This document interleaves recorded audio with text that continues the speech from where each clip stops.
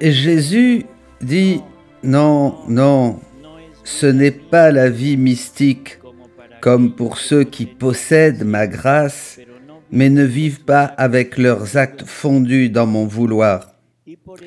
Et c'est pour cela qu'ils n'ont pas la matière suffisante pour me former les accidents et m'emprisonner.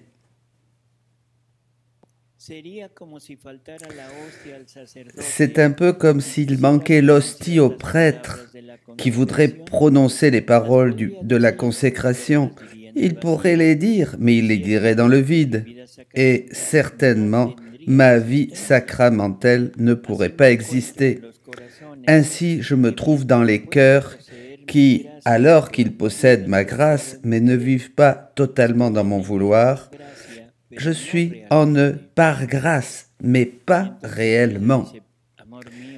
Et Louisa lui dit, « Mon amour, mais comment se peut-il que tu peux vivre réellement dans l'âme qui vit dans ton vouloir ?» Et Jésus, ma fille, est-ce que je ne vis pas réellement dans l'hostie sacramentelle, vivant et vrai avec mon corps, mon sang, mon âme et ma divinité? Et si je vis dans l'hostie, corps, âme, sang et divinité, parce qu'il ne se trouve pas une volonté qui s'oppose à la mienne. Si je trouvais dans l'hostie une volonté opposée à la mienne, je n'y vivrais pas une vie ni réelle ni permanente. C'est d'ailleurs la raison, là, pour laquelle les accidents sacramentels sont consumés quand la créature me reçoit, parce que je ne trouve pas en elle une volonté humaine unie à la mienne, qu'elle n'est pas prête à perdre sa volonté pour acquérir la mienne, mais que je trouve en elle une volonté qui veut agir par elle-même. Aussi, je fais ma petite visite et je m'en vais. Par contre, pour une personne qui vit dans ma volonté, je ne fais qu'un avec elle.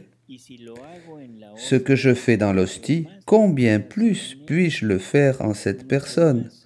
Je trouve en elle des battements de cœur, de l'affection, des retours, une correspondance et mon intérêt, ce que je ne trouve pas dans l'hostie. Pour l'âme qui vit dans ma volonté, ma vie réelle en elle est inhérente. Sinon, comment pourrait-elle vivre dans ma volonté? Ah, tu ne sembles pas vouloir comprendre que la sainteté dans ma volonté est complètement différente des autres saintetés.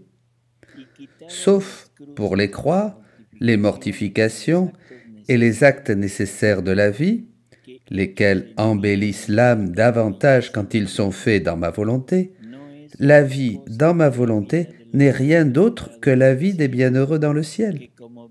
Parce qu'ils vivent dans ma volonté, et en vertu même de cette volonté, ils m'ont en chacun d'eux comme si je n'existais que pour eux, et cela réellement, et non pas mystiquement, réellement en eux. Ce texte était du volume 16, 5 novembre 1923. Je vous avais dit de me rappeler de vous lire une lecture sur la sainteté des saintetés.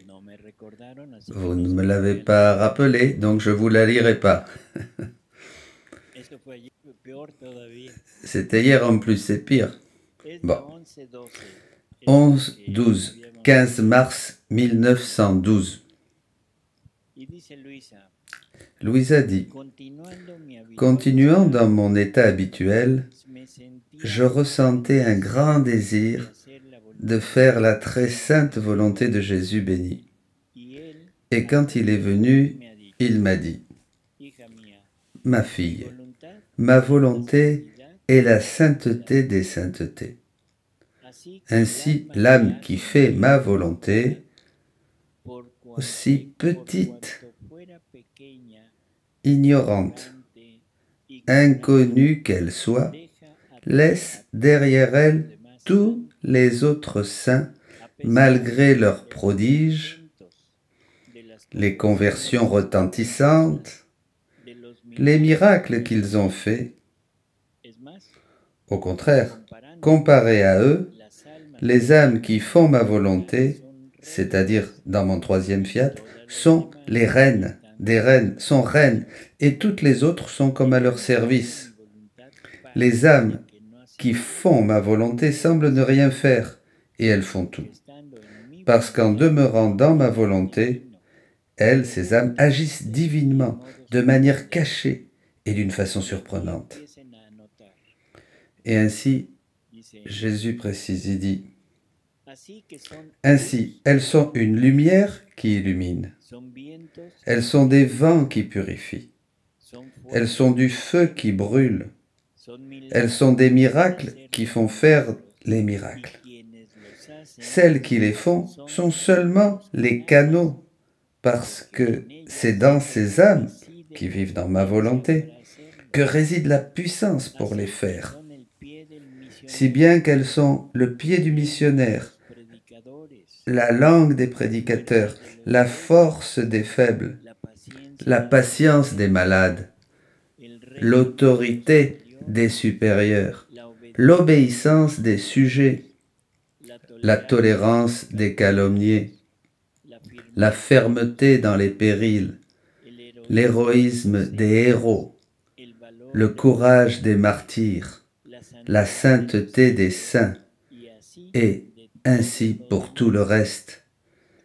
Parce qu'en étant dans ma volonté, elle concourt à tout le bien qui peut exister au ciel et sur la terre. Vous avez noté là?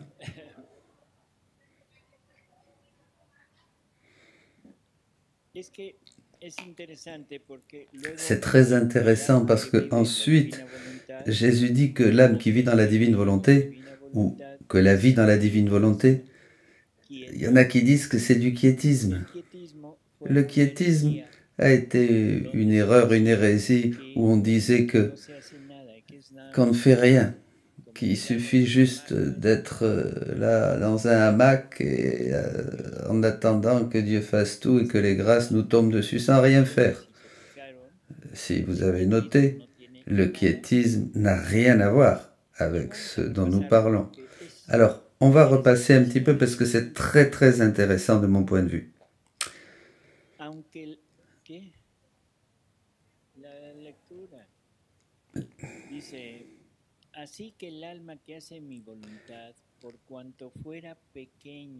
Ainsi les âmes qui font ma volonté, aussi petites soient-elles, ignorantes, inconnues qu'elles soient, laissent derrière elles tous les autres saints, malgré les prodiges, les conversions retentissantes, les miracles qu'ils ont faits. Au contraire, comparé à eux, les âmes qui font ma volonté sont reines, et toutes les autres sont comme à leur service. Peu importe de qui il s'agit, si vous êtes, que cette créature soit instruite, ignorée, peu importe, rien, tout cela, peu importe. L'important, c'est d'avoir en soi la divine volonté. Et cette créature ignorante, ignorée de tous, qui apparemment ne fait rien, on va penser à une femme de la selva qui vit dans sa grotte et seulement sert sa famille, hein, mais qui vit dans la divine volonté, elle est plus sainte que tous les autres saints. Elle, on va voir ce qu'elle fait, sans rien faire apparemment. Le texte dit, elle laisse derrière elle tous les autres saints, malgré les prodiges, les conversions retentissantes, les miracles qu'ils ont faits. Au contraire, comparé à eux, les âmes qui font ma volonté sont des reines, et toutes les autres sont à leur service. Les âmes qui font ma volonté semblent ne rien faire, et elles font tout. Parce qu'en demeurant dans ma volonté, elles agissent divinement, de manière cachée et d'une façon surprenante. Ainsi, elles sont une lumière qui illumine. Qu'est-ce que ça veut dire, une lumière qui illumine? Est-ce qu'il y en a parmi vous qui ont vécu une vraie conversion, qui étaient athées, agnostiques, contre la religion, et tout d'un coup ont senti ce besoin de se convertir? Si quelqu'un a vécu cela, il va comprendre ce que c'est que cette lumière, une lumière qui illumine. C'est une sensation de que quelque chose me manque, que quelque chose n'est pas en place en moi, que pas nécessairement Dieu encore, mais quelque chose, j'ai besoin de quelque chose qui m'explique la vie, qui m'explique qui je suis. Ça, c'est la lumière qui illumine. Donc, sont des lumières qui illuminent, des vents qui purifient. Qu'est-ce que ça veut dire? C'est un mouvement de Dieu en nous qui commence à nous purifier de tout ce qui n'est pas lui. Il nous enlève tout ce qui n'est pas de lui. Pourquoi? Parce que l'âme, ça y est, a commencé à entrer dans ce mouvement. Elle cherche, elle commence à chercher. Et maintenant qu'elle commence à chercher, Dieu commence à agir. Et il agit à partir de sa volonté, et sa volonté est dans la créature. C'est pour ça que la créature devient ce vent qui purifie. Elles sont des feux qui brûlent, du feu qui brûle. Qu'est-ce que ça veut dire, du feu qui brûle? Ce désir d'avoir toujours plus, ce désir de trouver ce que l'on cherche. Voyez? Et plus on s'approche, plus cette ferveur va et augmente. Et cette ferveur que nous commençons à trouver, c'est quelque chose qui nous brûle et qui nous pousse à continuer. Ça, l'âme qui vit dans la divine volonté, elle est ce feu qui brûle. Des miracles qui font faire des miracles. Celles qui les font sont seulement des canaux, parce que c'est dans ces âmes qui vivent dans la divine volonté que réside la puissance pour les faire. Les saints qui ont fait des miracles, ils les ont fait eux? Non. C'est la force divine qui est sortie à travers ces saints. D'accord? Et cette force divine, d'où elle vient? De la divine volonté, parce que c'est le moteur qui met en marche, qui meut Dieu, qui fait bouger Dieu. Donc, la puissance divine pour faire des miracles est mise en acte par la volonté de Dieu. Mais alors, maintenant, cette volonté de Dieu, c'est la même volonté que la créature. Alors, d'où va sortir cette force? De la créature. Voyez? Par participation, attention, par participation, elle sort de Dieu, mais Dieu est en moi, sa divine volonté est en moi, donc maintenant cette force du miracle sort de moi aussi. Miracles, des miracles qui font faire des miracles. Et ceux qui les font sont seulement des canaux. Imaginez-vous la femme hémorroïs. Cette femme, c'est un exemple très, très clair. Quelque chose sort de la divinité et ni elle se rend compte. Elle ne se rend même pas compte. L'hémorroïs est là, elle a foi, que même en touchant la pointe du manteau de Jésus, elle va être sauvée. Et il y a une quantité de gens absolument. Imaginez le métro dans la ville de Mexico à 8 h du matin et on ne peut même pas bouger. On monte, on reste là et puis voilà. Bon, on est comme des sardines, hein, comme une boîte de sardines. Et Jésus était comme ça. Et cette femme arrive, elle touche la frange de son manteau et que dit c'est Jésus? Qui m'a touché? Claire, Seigneur, disent les apôtres, comment? Qui est-ce qui t'a touché? T'as pas vu que tu es au milieu de la foule? Non, quelque chose est sorti de moi, une force est sortie de moi. Cette force, c'est la force de la divine volonté qui a été bougée, mise en acte par la fée de cette femme. Vous comprenez? Parce que les miracles arrivent par la foi, toujours la foi. Hein? que Jésus dit toujours que tu reçoives selon ta foi. Donc, tu as la foi, bon, c'est la foi qui met ça en marche. Donc, cette force de la divine volonté a sorti cette puissance de Dieu à ce moment pour guérir la femme hémorroïde. Et elle est sortie de Jésus, de la divine volonté. Et maintenant, cette divine volonté appartient aussi à la créature et devient la vie de la créature.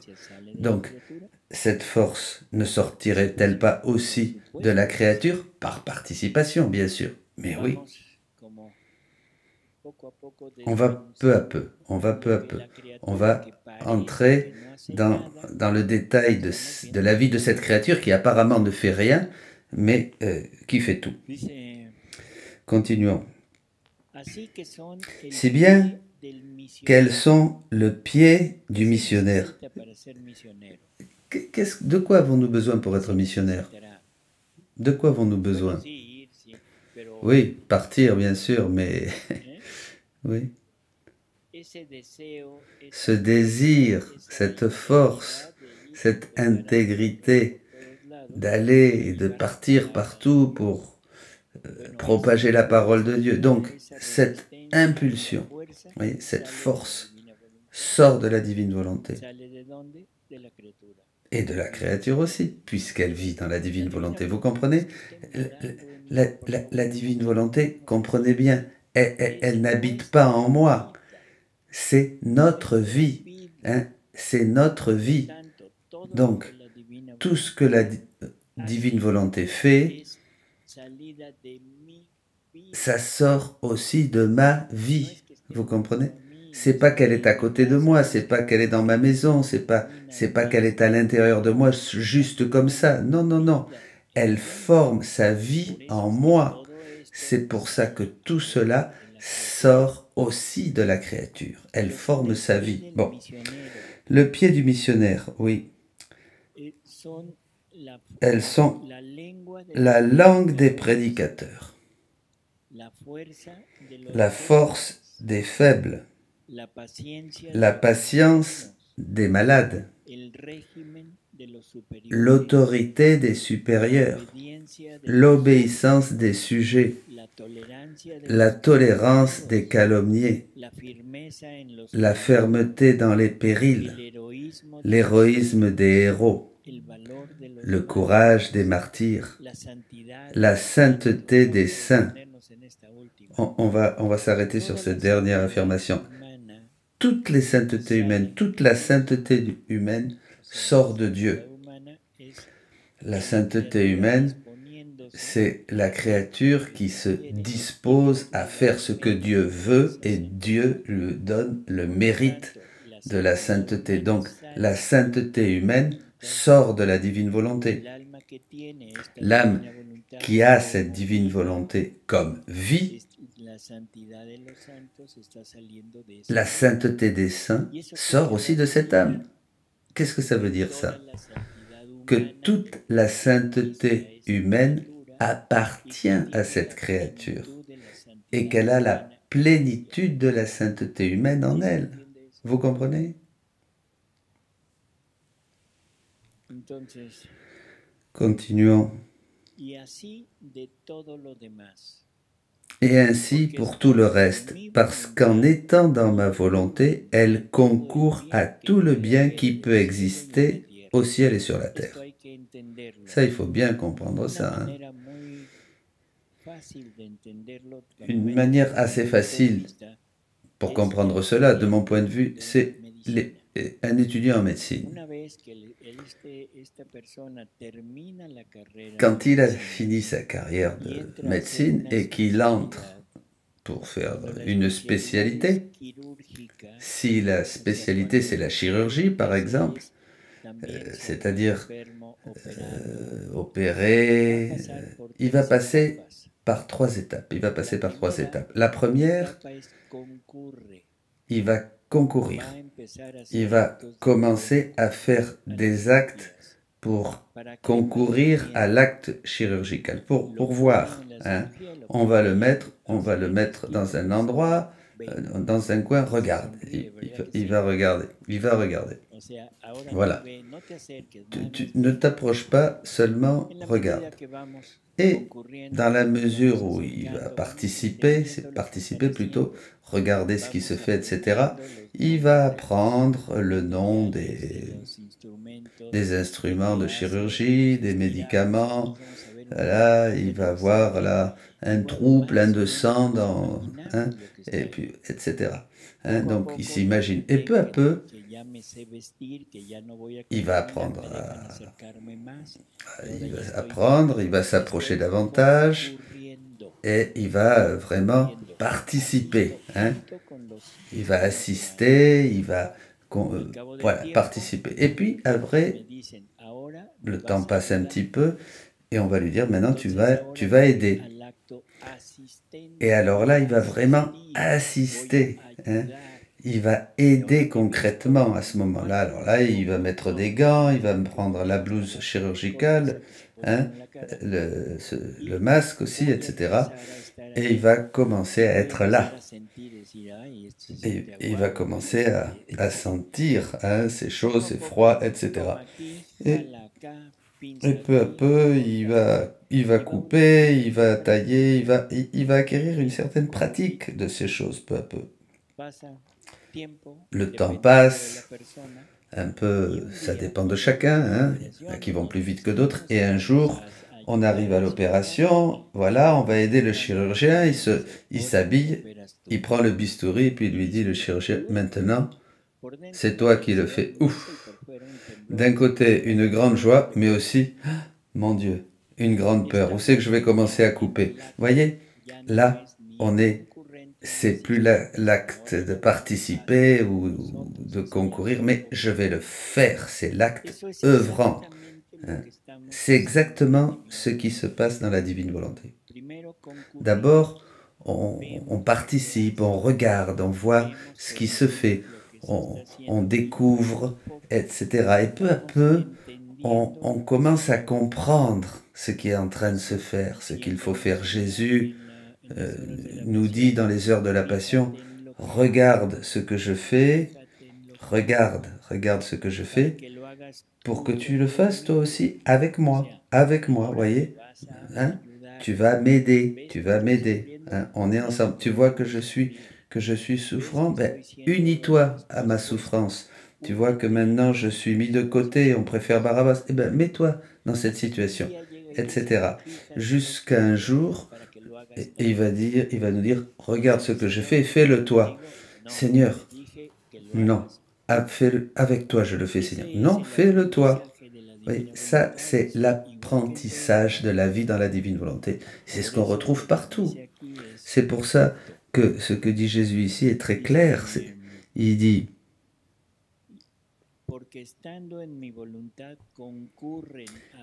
parce qu'en étant dans ma volonté, elle concourt à tout le bien qui peut exister au ciel et sur la terre.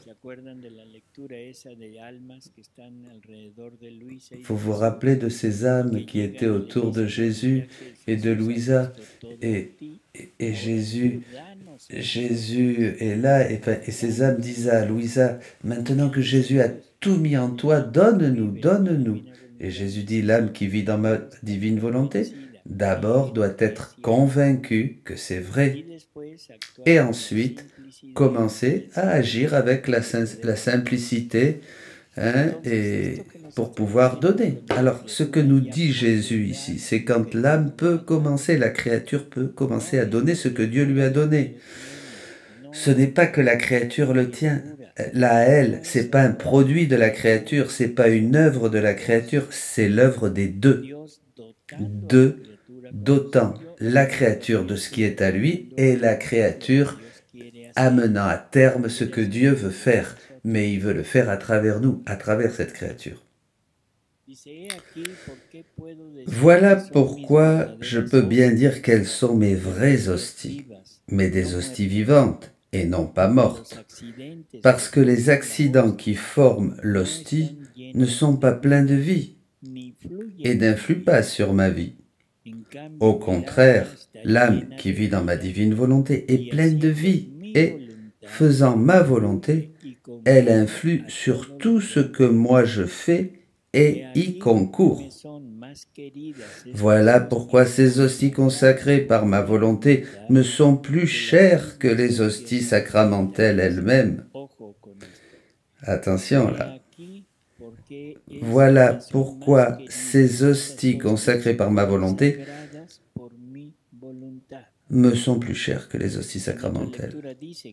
Et dans une autre lecture, Jésus dit que la même chose que fait le prêtre avec l'hostie, le fait sa volonté avec la créature. Réfléchissez, discernez comme la même chose que le prêtre fait avec l'hostie, le fait ma volonté avec la créature.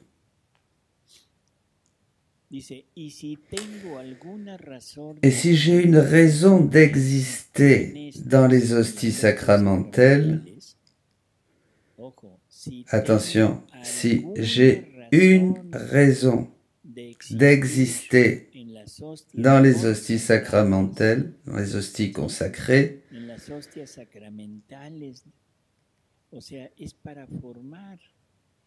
c'est bien pour former les hosties sacramentelles de ma volonté. Vous voyez, maintenant je comprends la finalité de l'Eucharistie.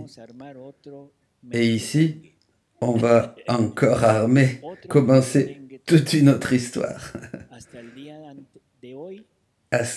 Jusqu'à aujourd'hui, on avait la présence sacramentelle de Jésus comme le point culminant de notre religion, de toute l'œuvre de Dieu pour nous.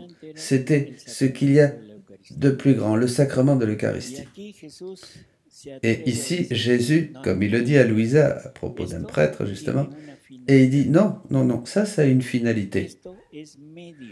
Cela, c'est un moyen pour arriver à faire les hosties sacramentelles de ma volonté, c'est-à-dire vous.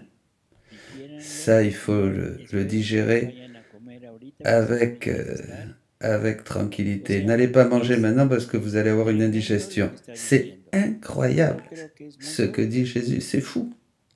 Mais c'est aussi très logique. C'est ce que nous avons besoin, cette vie de Jésus qui vient en nous, qui s'introduit en nous, pour que peu à peu nous nous habituons à aller, pour que peu à peu nous recevions ce nécessaire et se forme comme vie divine en nous, cette vie divine en nous. Vous comprenez? Bon, donc, il faut bien comprendre que l'hostie sacramentelle, le sacrement de l'Eucharistie, est un moyen.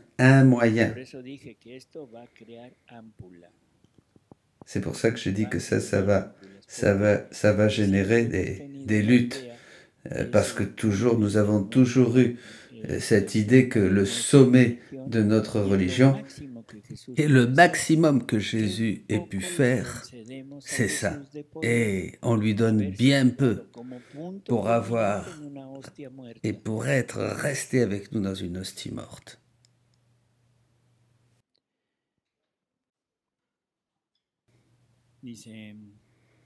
Il dit, voilà pourquoi ces hosties consacrées par ma volonté me sont plus chères que les hosties sacramentelles elles-mêmes. Et si j'ai une raison d'exister dans ces hosties sacramentelles, c'est bien pour former les hosties sacramentelles de ma volonté, ma fille. Le plaisir que je puise dans ma volonté est si grand qu'à seulement en entendre parler, je jubile de joie et j'appelle tout le ciel à faire la fête.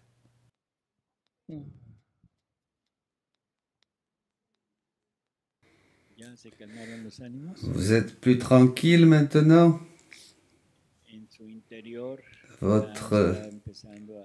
À l'intérieur de vous, ces choses commencent à prendre place. Bon, on va Maintenant, on va encore à un autre thème assez chaud. Livre 14, lecture 65. 6 octobre 1922.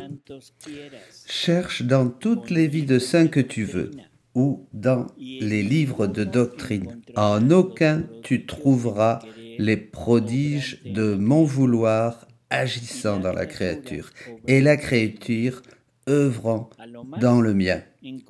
Tout au plus, tu trouveras la résignation, l'union des volontés, mais le divin vouloir œuvrant dans la créature et elle dans le mien, nulle part tu trouveras cela. Cela signifie que le temps n'était pas arrivé où ma bonté devait appeler la créature à vivre dans cet état sublime. Même la manière même dont je t'enseigne pour prier, que je t'enseigne pour prier, tu ne la trouveras nulle part ailleurs, chez personne. La manière que je t'enseigne pour prier, tu ne le trouveras chez personne d'autre. Introduction. Toute la prière que vous connaissez, c'est pas la prière que je veux t'enseigner. Parce qu'en vivant dans ma volonté, même la manière de prier va changer. Et c'est clair, c'est normal. Parce que maintenant, si c'est la vie divine dans la créature, si c'est la divine volonté qui va mettre la vie de Jésus en nous, on ne peut pas penser que cette vie divine va utiliser nos petites prières. Nos prières sont toujours parties d'une nature déchue qui s'efforce de se mettre en présence, de se rapprocher de Dieu. Maintenant, quand Dieu va être en nous, dans la créature, c'est logique qu'il ne va pas essayer de se mettre en présence de Dieu. Bon, c'est clair ces choses. Je me rends compte que en étant dans la divine volonté, on n'est pas nécessairement en bonne santé, ça ne nous donne pas la santé. Mais je me pose une question. Le temps n'était pas arrivé, n'était pas encore là, où sa bonté, sa miséricorde devait nous donner cette nouvelle opportunité. Voilà. Alors, c'est la deuxième venue de Jésus. Jésus va venir dans un nuage et descendre du ciel. Ça, c'est très protestant. Vous voulez parler du rapt et votre jupe va commencer à frémir et votre chaise va disparaître. Non. Jésus devait venir 3 fois. Jésus doit venir 3 fois. La première fois, il est venu il y a 2000 ans. La deuxième, maintenant, il vient régner, maintenant, aujourd'hui, et à la fin du monde, quand il viendra comme vous dites, pour juger les vivants et les morts. 3 venues de Jésus. La deuxième venue de Jésus, c'est celle-là. Il vient régner. Il vient à étendre son royaume en nous. Il ne vient pas sur un nuage. Il ne vient pas de manière visible. Il ne vient pas de manière sensible. Il ne vient pas accompagné avec des millions et des millions d'anges et on va regarder le ciel. Oh là là, ça y est, venez, bravo, le voilà qui arrive. Non, non, non. Il vient d'une manière cachée à régner en nous. Voilà pourquoi je reviens sur le même sujet. Ce livre, c'est exactement la connaissance de Dieu, la connaissance de Jésus, la connaissance de ce que Jésus veut, la connaissance de ce que Jésus va faire, la connaissance de la divinité, mais aussi cette connaissance de qui nous sommes. Je vais comprendre peu à peu que je ne suis pas ce que je devrais être. Il va me faire comprendre ce que je devrais être. Et il m'a me donné ce livre, les manières et les choses que je dois faire pour devenir cela. Voyez, c'est le moyen pour comprendre qui je dois être, qui je suis, et qu'est-ce que ma volonté m'a conduit à faire contre Jésus. Comment ma volonté s'est opposée à Jésus. Ça, c'est la deuxième venue de Jésus. Vous voyez? Tous nous attendons une nouvelle Pentecôte. On imagine tous la Pentecôte qui est passée avec les langues de feu qui sont tombées sur la tête de chaque apôtre. Hein, et maintenant, on attend une nouvelle, la deuxième Pentecôte. Et on attend cette deuxième Pentecôte, mais comme quelque chose d'extraordinaire, de très visible. On attend une manifestation puissante, immense du Saint-Esprit. Mais nous l'attendons d'une manière très matérielle. Vous voyez? Et on attend que ça soit un peu ou pareil que la première Pentecôte qui a eu lieu il y a 2000 ans.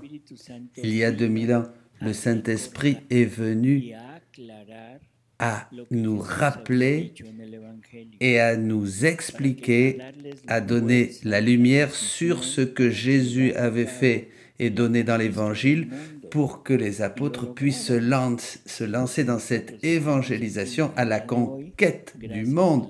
Et ils l'ont fait, puisque si nous sommes ici, c'est grâce aux apôtres.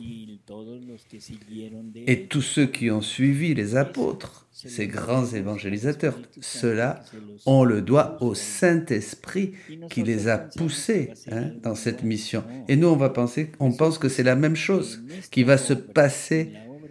Mais non, dans cette œuvre, que ta volonté soit faite sur la terre comme au ciel, c'est là où l'Esprit Saint va déverser complètement toute son œuvre.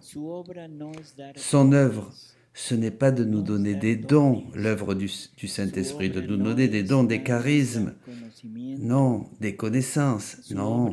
Son œuvre, ce n'est pas nous remplir seulement d'amour. Son œuvre, c'est nous donner tout ce qu'il contient. Et le Saint-Esprit, la seule chose qu'il contient, c'est la vie divine. C'est vie divine. Vie divine. Donc, il ne va pas nous donner des petits bonbons pour que nous partions pas. Allez, prends un petit bonbon, prends une petite galette et reste avec moi. Don de science. Non. Prends ce don des langues là. Allez, reste avec moi. Ne t'en va pas. Prends ce don de discernement, etc. Ne t'en va pas. Je te donne quelque chose pour que tu sois content. Pour que tu sois contente. Voilà. Non, il ne s'agit plus de ça. Il s'agit, tout ça, enlève-le, ça te gêne. Maintenant, je vais me donner, moi, à toi, parce que je suis amour et je suis vie divine et je veux que tu aies ma vie complète en toi. Ça, c'est le don complet. C'est l'œuvre complète du Saint-Esprit. Oui.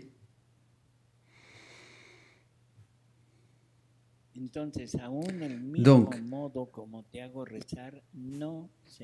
même la manière dont je t'apprends la prière à prier, tu ne la trouveras nulle part ailleurs, chez personne. Nous devons prier, oui, bien sûr, bien sûr. Il ne s'agit pas de plus prier, mais il s'agit de prier comme Jésus priait. Il s'agit de prier comme Jésus nous enseigne à prier, pas à réciter des prières, vous comprenez ? On va aller au livre 6, 6 janvier 1906. On va commencer par le début, puis on va monter peu à peu dans ce thème de la prière. Ma fille, la prière est musique à mon oreille, surtout quand elle vient d'une âme totalement ajustée uniformé, conformé à ma volonté, de telle façon qu'on perçoive en elle rien d'autre qu'une continuelle attitude de vie dans la divine volonté. C'est comme s'il y avait dans cette âme un autre Dieu qui me joue cette musique. Oh, qu'il m'est agréable de trouver ainsi quelqu'un qui soit mon égal et me rende les honneurs divins avec la même monnaie. Hein. Seulement ceux qui vivent dans ma volonté peuvent atteindre ce point, parce que toutes les autres âmes, même si elles font beaucoup et prient beaucoup, me présenteront toujours des choses et des prières humaines, pas divines. Par conséquent, elles n'ont pas cette puissance et cet attrait pour mon oreille. Allons à la lecture 1123, 3 mai 1916. Et là, ça commence direct. Ma fille, prie, prie, mais prie comme je prie moi. C'est-à-dire, déverse-toi entièrement dans ma volonté, et en elle, tu trouveras Dieu et toutes les créatures. Et dans la divine volonté, il y a tout. Toute l'œuvre de Dieu, tout l'agir de Dieu, tout l'agir des créatures, tout est contenu dans la divine volonté. Donc, en nous fondant dans la divine volonté, en nous immergeant dans la divine volonté, nous trouvons toute la famille humaine et la divinité. Et faisant tiennes toutes les choses des créatures, tu les donneras à Dieu comme s'il s'agissait d'une seule créature, car le vouloir divin est le maître de tous. Et tu déposeras au pied de la divinité les actes bons pour lui rendre honneur et les mauvais pour les réparer avec la sainteté, la puissance et l'immensité de la divine volonté, à laquelle rien n'échappe. Voyez, on va prendre toutes les actions des créatures, tout ce que les générations humaines, tout ce que la famille humaine a fait, et nous allons le présenter au Père, refait dans la divine volonté. Cela fut la vie de mon humanité sur la terre. Aussi sainte fut-elle, son humanité à Jésus, elle avait besoin de ce divin vouloir pour donner entière satisfaction au Père et pour racheter les générations humaines. Car ce n'est que dans ce divin vouloir que je trouvais toutes les générations passées, présentes et futures, et tous leurs actes, pensées, paroles, etc., comme en acte. Attention avec ça. Aussi sainte qu'était mon humanité, dit Jésus, voyez, j'avais besoin de ce divin vouloir pour pouvoir satisfaire le Père et sauver toutes les générations humaines. Hein? L'humanité du Verbe éternel est vraiment homme. Vraiment homme. Et comme vraiment homme, il avait besoin de cette partie divine, de la divine volonté, qui lui appartenait bien sûr, mais à partir de sa nature humaine, il devait assumer cette union avec sa nature divine de manière volontaire. Ce n'était pas parce qu'il était Dieu, la seconde personne de la Trinité, non. La nature humaine de Jésus devait faire exactement ce qu'il nous demande aujourd'hui à nous. Une complète, un don complet, sans jamais avoir donné vie à sa volonté humaine. Jamais. Donc, on se dispose, on paye notre facture, on donne notre volonté et on continue avec la connaissance. Les œuvres, après c'est ça qu'il faut. Mais il va nous dire qu'est-ce qu'il faut faire, comment? Oui, oui, bien sûr. À partir de cette lecture et des connaissances que vous allez acquérir, vous allez découvrir le comment et le résultat de ces œuvres que vous allez faire. Quand je fais la volonté de Dieu, la volonté divine, j'ai la ressemblance avec l'humanité de Jésus, mais si je fais ma volonté humaine, je n'ai pas la ressemblance avec l'humanité de Jésus. Oui, c'est ça. Donc, continuons. Je trouvais toutes les générations passées, présentes et futures, et tous leurs actes, pensées, paroles, etc., comme en acte. Et dans ce saint vouloir, sans que rien ne m'échappe, je prenais toutes les pensées dans mon esprit, et pour chacune en particulier, je me présentais devant la majesté suprême et je les réparais. Et dans cette même volonté, je descendais dans l'esprit de chaque créature, lui donnant le bien que j'avais imploré pour leur intelligence. Dans mes regards, je prenais tous les yeux des créatures. Dans ma voix, leurs paroles. Dans mes mouvements, les leurs. Dans mes mains, leurs œuvres. Dans mon cœur, les affections, les désirs. Dans mes pieds, les pas. Et les faisant miens, dans ce divin vouloir, mon humanité satisfaisait le Père et je sauvais les pauvres créatures. Et le divin Père était satisfait. Il ne pouvait pas me rejeter, étant lui-même le saint vouloir. Il se serait rejeté lui-même. Il était ce saint vouloir. Cet acte unique de Dieu, le vouloir éternel de Dieu, c'est Dieu. Pardon. Ce que Louisa est en train de dire, les pas qu'elle donnait, les pensées, non, non. Ce qui est écrit, c'est Jésus là qui parle. Jésus est en train d'enseigner à Louisa à prier. Ça, ce que nous avons lu, c'est la prière de Jésus.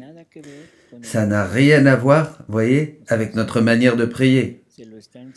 C'est cela, c'est cette prière qu'il enseigne à Louisa pour qu'elle s'unisse à lui et qu'elle prie avec lui, pour qu'elle le fasse ensuite toute seule. C'est ça. Regarde ce que je fais et après tu le feras. Alors, on va avec Marie et Marie intercède. Et Jésus, il explique à Louisa, si on l'amène nous aussi, nous, on va directement à Jésus. Et avec Jésus, on va au Père. Jésus a réparé le Père pour chacun d'entre nous, pour tous. Nous, maintenant, nous réparons Jésus. Et maintenant, avec Jésus, on répare le Père. Nous, avec la divine volonté, on peut réparer Marie pour toutes les offenses, pour tous les rejets, tout ce qu'on lui a fait à Marie. Avec la puissance de la divine volonté, je peux faire la même chose que ce qui est écrit ici. Je peux entrer dans les actes de toute la famille humaine, où ils ont offensé la Vierge, où ils l'ont rejetée, et je les refais de nouveau en mode divin, comme louange, comme gloire, etc. Et grâce à cela, je peux le donner à Marie, comme si toute l'humanité l'aurait accepté et aurait vécu dans la divine volonté. C'est ce que nous essayons de dire avec le rosaire, c'est ce que nous faisons. Si je prends le mystère du rosaire et au lieu de prier 10 Ave Maria, je me mets dans ce moment du mystère, j'entre dans ce moment où elle a dit oui à l'Annonciation, etc., au moment où est né Jésus, tous les mystères, hein, je les fais bien, parce que dans la divine volonté qui a créé ces mystères, hein, c'est ma vie, donc je peux le prendre et je le donne de nouveau à Marie pour qu'elle puisse le vivre. Ça, c'est réparer. La réparation, c'est la vie dans la divine volonté. Donc on peut réparer à la Vierge Marie, on peut faire tout ce qu'on veut, hein. L'important ici, c'est la méthodologie, comme Jésus nous dit qu'est-ce que c'est que la prière, hein? Une prière qu'il n'avait jamais enseignée, hein? C'est pour ça qu'il dit cherche dans les livres où tu veux, dans la vie des saints, de tous les saints, tu ne trouveras jamais cela. C'est ça qui est important. Et c'est ce qu'il maintenant nous enseigne, c'est comment prier dans la divine volonté. Donc notre nouvelle manière de prier va être en réparant. Oui, notre manière de prier, ça va être vivre dans la divine volonté. La vie dans la divine volonté est une réparation. La réparation implique amour, gloire à Dieu, amour, gloire à Jésus, amour, gloire à Maria. C'est ça. Amour dans la divine volonté, vivre dans la divine volonté implique donner à toute l'humanité toutes les aides que Dieu pourrait leur donner. Mais maintenant, ça sort de nous. Et chaque fois que nous faisons un acte dans la divine volonté, ça duplique ce qu'on est en train de donner à Dieu comme aux créatures. Ça se multiplie. Reprenons. Je descendais dans l'esprit de chaque créature, lui donnant le bien que j'avais imploré pour leur intelligence. Dans mes regards, je prenais tous les yeux des créatures, dans ma voix, leurs paroles, dans mes mouvements, les leurs, dans mes mains, leurs œuvres, dans mon cœur, les affections, les désirs, dans mes pieds, les pas, et les faisant miens, dans ce divin vouloir, mon humanité satisfaisait le Père, et je sauvais les pauvres créatures, et le divin Père était satisfait. Il ne pouvait pas me rejeter, étant lui-même le saint vouloir. Il se serait rejeté lui-même. Non, certainement pas. D'autant plus que, dans ses actes, il trouvait une sainteté parfaite, une beauté inégalable et ravissante, un amour suprême, des actes immenses et éternels, une puissance invincible. Ce fut toute la vie de mon humanité sur la terre. Ce fut toute la vie de mon humanité sur la terre, depuis le premier instant de ma conception jusqu'à mon dernier souffle, pour la poursuivre ensuite au ciel et dans le très saint sacrement. Maintenant, pourquoi ne peux-tu pas le faire toi aussi? Vous voyez, maintenant ça commence notre part, ce que doit faire nous. Pourquoi vous ne pouvez pas le faire vous? Pour celui qui m'aime, tout est possible. Uni à moi, dans ma volonté, prends et porte devant la majesté divine, dans tes pensées, les pensées de tous. Dans tes yeux, les regards de tous. Dans tes paroles, dans tes mouvements, dans tes affections, dans tes désirs, tous ceux de tes frères pour les réparer, pour implorer pour eux lumière, grâce et amour. Dans mon vouloir, tu te trouveras en moi et en tous. Tu feras ma vie, tu prieras comme moi. Et par là, le Père divin sera content et tout le ciel te dira: qui nous appelle sur terre? Qui nous appelle depuis la terre? Qui est celle qui veut enserrer ce saint vouloir en elle, en nous enfermant tous ensemble? Et quel grand bien la terre ne peut-elle obtenir en faisant descendre le ciel sur la terre? C'est sûr que ça, on ne le comprend pas du premier coup. Mais qu'est-ce que veut dire Jésus? C'est que si dans la divine volonté tout est enfermé, toutes les créatures, tous les saints, tous les bienheureux, tous les anges, toutes les créations, toutes les œuvres de la création, tout, au moment où la créature commence à prier dans la divine volonté, tout concourt, tout, tout se met à prier et à faire ce que cette créature est en train de faire. C'est une prière universelle, c'est-à-dire de tous, toute la création, même immatérielle.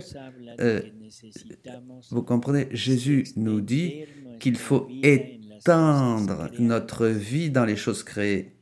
Voyez, parce qu'il veut la gloire d'une vie de lui, d'une vie à lui dans chaque chose créée. Mais ce travail, il nous l'a laissé à nous. C'est à nous de le faire. Alors maintenant, nous, on va dire Jésus, tu es roi des rois. Bon, très bien.